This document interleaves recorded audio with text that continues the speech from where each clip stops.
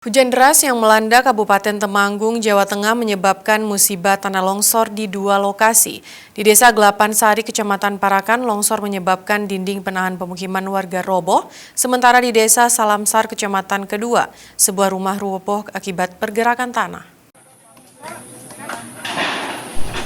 Inilah kondisi yang terjadi di Desa Gelapan Sari, RT RW 2, Kecamatan Parakan, Kabupaten Temanggung, Jawa Tengah. Longsor telah menyebabkan dinding penahan perumahan ambrol.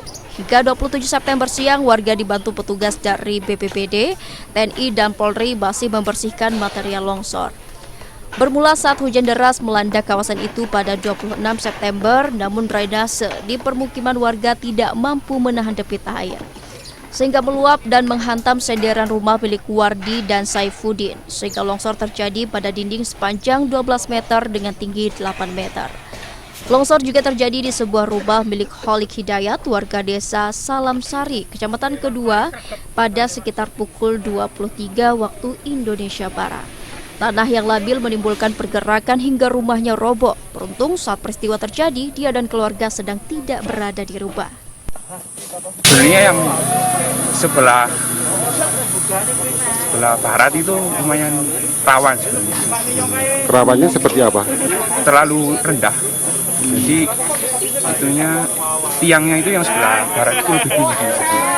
Alhamdulillah untuk yang nogo tidak ada korban jiwa, termasuk JN Gelapan Sari. Tetapi memang kedua-duanya harus ditangani karena kebetulan untuk yang nogo ini baru mau ditempati rumahnya. BPBD Temanggung mengimbau masyarakat yang tinggal di daerah rawan longsor untuk meningkatkan kewaspadaan memasuki musim penghujan seperti ini. Dari 20 kecamatan yang ada di Kabupaten Temanggung, 16 diantaranya rawan longsor, sehingga pemerintah setempat memasang early warning system di titik-titik rawan longsor untuk mendeteksi lebih dini pergerakan tanah, sehingga warga yang berada di sekitar titik longsor bisa mengetahui ada pergerakan tanah. Dari Temanggung, Jawa Tengah, Firman Eko Handi, Kantor Berita Antara, mewartakan.